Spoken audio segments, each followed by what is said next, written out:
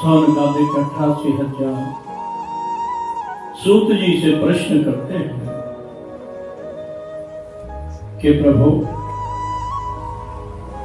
ब्रह्मा जी ने कामदेव को श्राप क्यों दिया,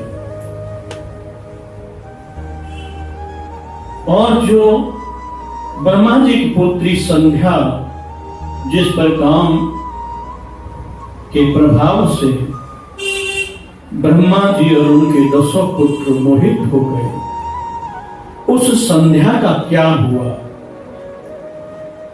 उसने विवाह किया, कहां गई, क्या हुआ, उस पर प्रकाश डाला। तब सूत जी ने कहा कि यही प्रश्न नारद जी ने अपने पिता ब्रह्मा जी से पूछा। तब ब्रह्मा जी ने जो कहा वो मैं तुम्हें कहता हूं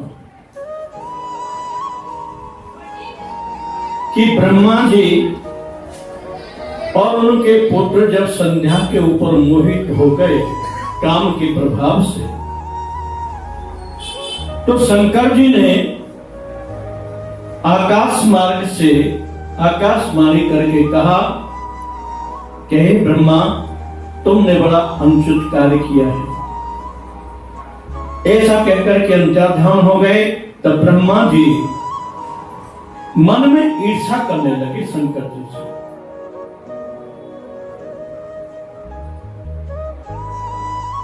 तब उन्होंने काम को श्राप दिया कि हे काम, तेरे कारण मुझे अपयश झेलना पड़ा है। मैं तुझे श्राप देता हूं कि तू शंकर जी के हाथों भस्म होगा। जब कामदेव गिड़गिड़ाने लगा कि पितामह ये क्या कह दिया आपने, मेरा ऐसा कोई भाव नहीं था, मैं तो इसकी परीक्षा करना चाहता था कि आपने जो शक्ति दी है वो कार्य कर रही है कि नहीं। मुझ पर प्रसन्न होइए, मैं आपकी शरण हूं, आपको कोटि कोटि नमस्कार है। ब्रह्मा जी प्रसन्न हुए, फिर कामदेव को आशीर्वाद दिया कि काम, शंकर जी के हाथों से तू भस्म तो जरूर होगा, परंतु जब उनको तू अपना प्रभाव दिखाएगा, उनको मोहित करेगा, तो वही तुझे फिर नया जन्म देगी।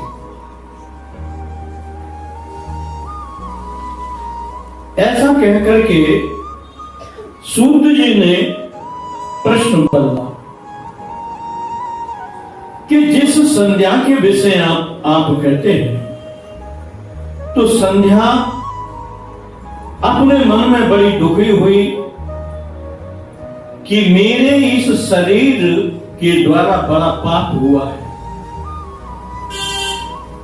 खाली सोचने मात्र से मेरे पिता मुझ पर मोहित हुए, मेरे भाई मुझ पर मोहित हुए, अब यह देह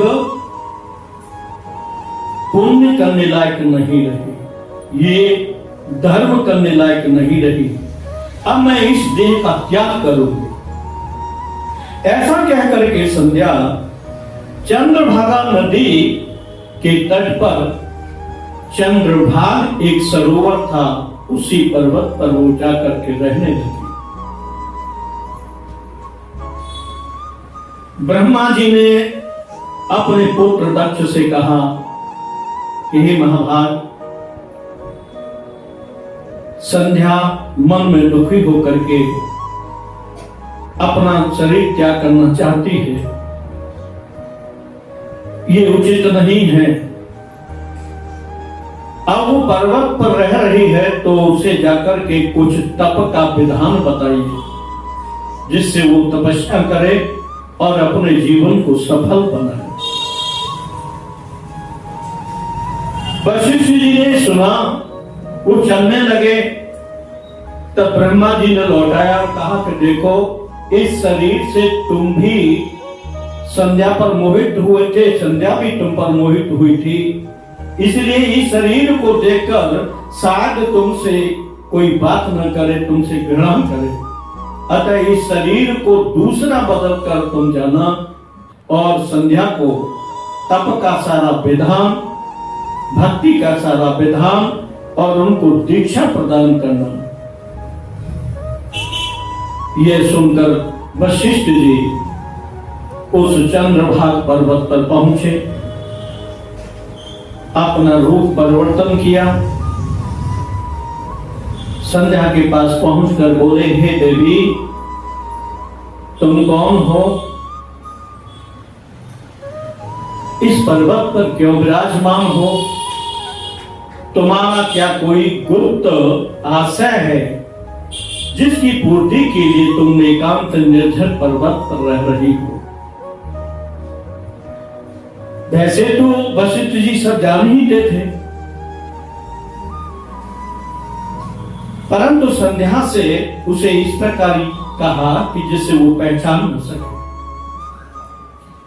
तब संध्या ने कहा कि मेरे शरीर से सोचने मात्र से बहुत बड़ा पाप हो गया है और इस पाप का पश्चाताप करने के लिए मैं एकांत वन निर्जन में रहती हूँ। जगत में मेरे लिए लोग क्या कहेंगे? हे महाराज, मैं कुछ ऐसा करना चाहती हूं कि जगत में मर्यादा का भी मर्यादा बनती रहे। मैं स्त्रियों के लिए एक ऐसा धर्म प्रस्तुत करना चाहती हूं जिससे वो उस पर चलकर अपने जीवन को सफल बनाए।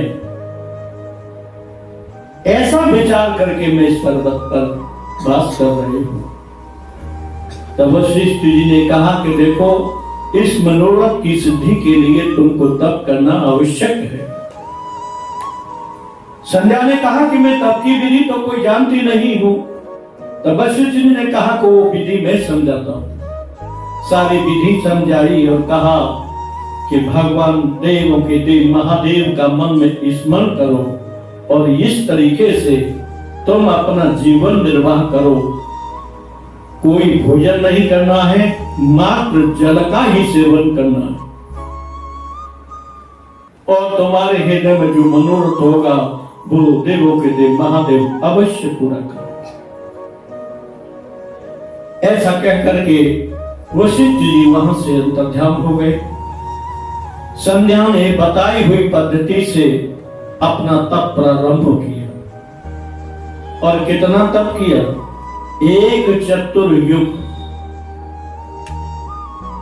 करीब करीब 40 लाख वर्ष तक रहकर उस पर्वत पर तप किया, बिना अन्न के, मात्र जल पर रहकर। उसके तप से महादेव जी प्रसन्न हो गए और हम 2-4 घंटे हिला दें और आरती कर रहे और वो थोड़ा सा माला फेर ले तो उसी में हम लोग समझते हैं कि हमने बड़ा पहाड़ उठा लिया। भगवान को प्रसन्न करना, उनका दर्शन करना सहज नहीं है। कई जन्मों का पुण्य एकत्रित होता है, तब ऐसा सौभाग्य प्राप्त होता है। संध्या के तप से शंकर जी प्रसन्न हुए, आकाश में उन्हें दर्शन दिया और कहा, देवी, मैं तुम्हारे तप से प्रसन्न हूं तो बताऊंगा। संध्या ने कहा, प्रभु, आप मुझसे वास्तव में प्रसन्न हैं तो मेरा मनोरथ सिद्ध कीजिए। ऐसा कहकर के संध्या ने दोनों आंखें बंद कर ली और मन में सोचने लगी कि मेरे शरीर से बहुत पाप हुआ है, मैं कैसे कहूं शिव तो अंतर्यामी कहा कि देवी आंखें खोलो और जो भी कुछ तुम्हारे हृदय में चल रहा है उसे सब मुझे कहो। संध्या ने कहा, प्रभु, इस शरीर को देखकर मेरे पिता और मेरे भाई मुझ पर मोहित हो गए। मैं ये वरदान चाहती हूं कि जो पुरुष स्त्री को देखकर मोहित होंगे तो कितना अनर्थ होगा, इसमें कुछ संशोधन कीजिए। क्यों कि प्रकट होते ही काम भाव पैदा होना ये जगत के लिए सो नहीं है। तब शंकर जी ने उसी समय मनुष्य के जीवन के 4 भाग किए। एक शिशु अवस्था, एक कुमार अवस्था, एक यौवन अवस्था और एक वृद्धावस्था।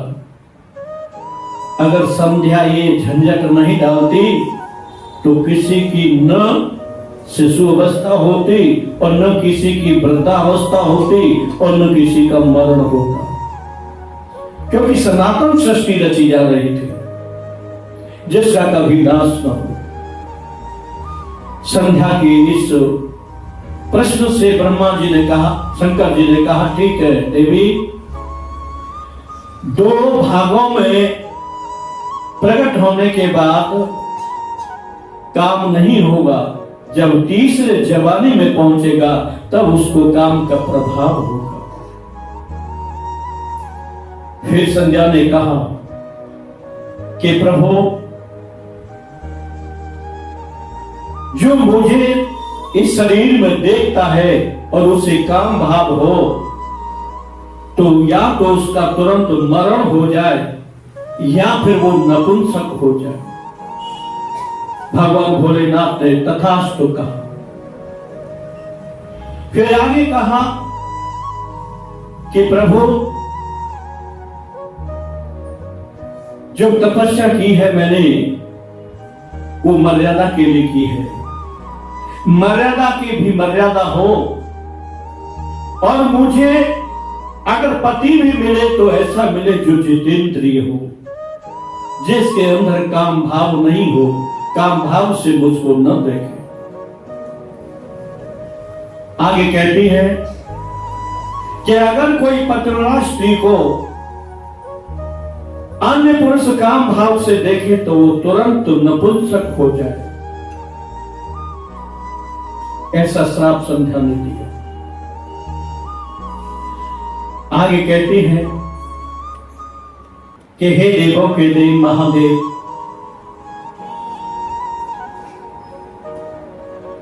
मुझे आपके चरण कमलों की भक्ति प्राप्त हो। ऐसा आशीर्वाद भोलेनाथ ने दिया। भगवान अंतर ध्यान हुए।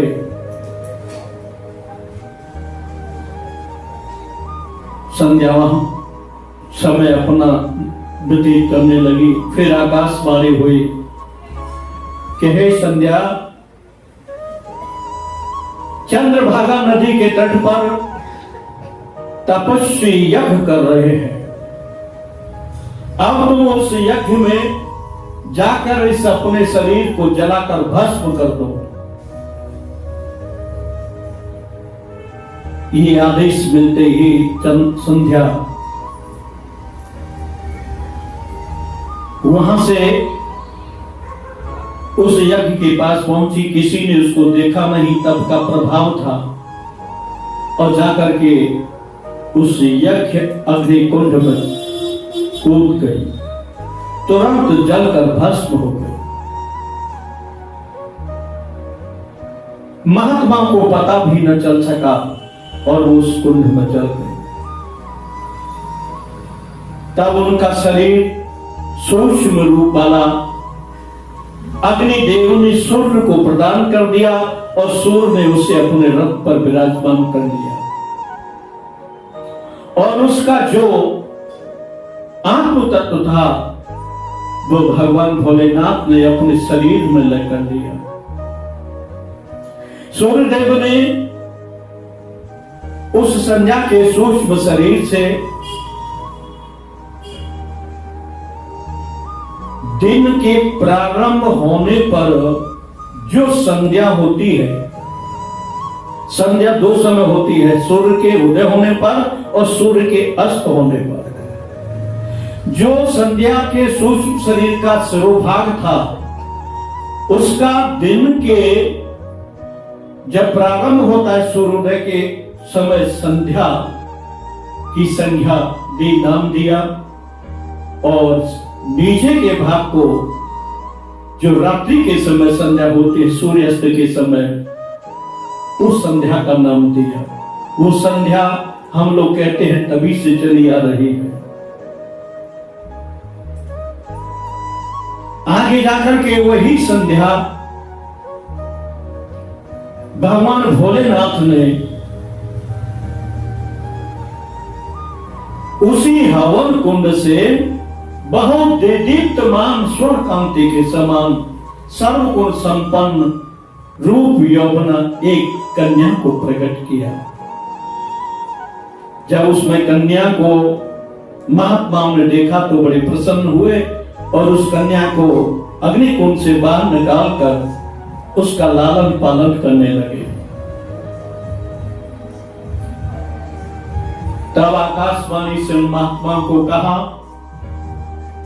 कि देखो, इस जगत में पूरे त्रिलोकी में ये संध्या जो पहले ब्रह्मा जी ने प्रकट की, अब वो तुम्हारे यज्ञ कुंड से प्रकट हुई है। इसका नाम अर्धुंती रखो और जगत में इनके समान कोई तपस्वी नहीं है और वशिष्ठ के समान भी कोई जितेंद्रिय तेजस्वी नहीं है। इसका विवाह वशिष्ठ के साथ कर दो। महात्माओं ने अर्धुंती का विवाह वशिष्ठ जी के साथ किया और वशिष्ठ जी ने अर्धुंती के साथ रहते हुए अनेक लक्षणों युक्त धर्म मार्ग पर चलने वाले तपस्वी पुत्रों का जन्म हुआ। अर्धुंती जी संपूर्ण ज्ञान की ज्ञाता थी, पतिव्रताओं में सबसे श्रेष्ठ थी जगत में और तपस्या में दृढ़ थी।